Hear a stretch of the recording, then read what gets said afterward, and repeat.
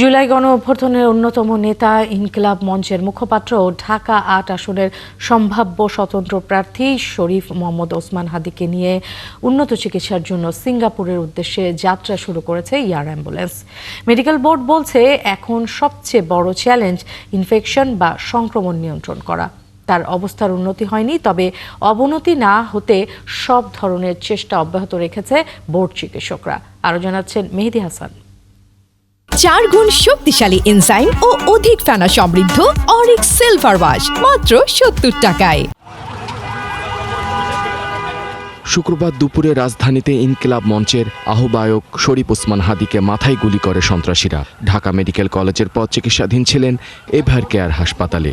Ever care থেকে বিশেষ ambulance যোগে শাহজালাল বিমানবন্দরে নেওয়া হয় হাদিকে। এরপর উন্নত চিকিৎসার জন্য এয়ার অ্যাম্বুলেন্স করে সিঙ্গাপুর নেওয়া হচ্ছে।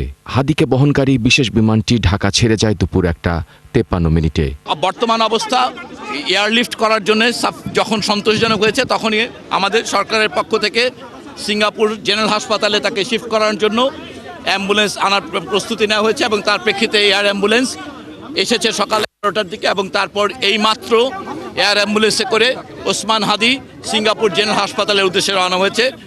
আপনারা সবাই ইতিমধ্যে জানেন যে ওর এই স্ট্যাবিলাইজ করার কথাটা, এটা এয়ারলিফটিংয়ে 4 ঘন্টা ফ্লাইটের জন্যে ওনাকে আমরা যখন দুই পক্ষই সম্মত হয়েছে, ওই সিঙ্গাপুর জেনারেল হাসপাতাল এবং এভার কেয়ার দুই কর্তৃপক্ষ যখন সন্তুষ্ট হয়েছেন যে উনি 4 ঘন্টা ফ্লাইট করার জন্য উপযোগী, তৎক্ষণাৎ আমরা ওনাকে আসলে শিফট করিয়েছি। হাদির সাথে বিমানে সিঙ্গাপুরের চিকিৎসক ও নার্সরা রয়েছেন।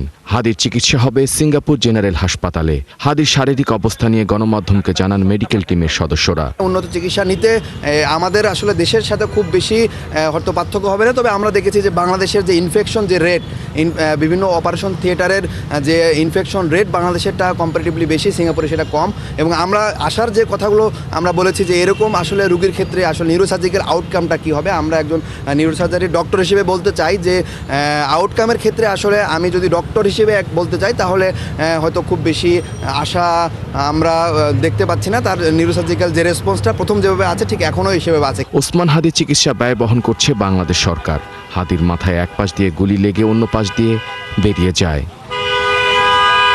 মেহেদী হাসান, 71, ঢাকা।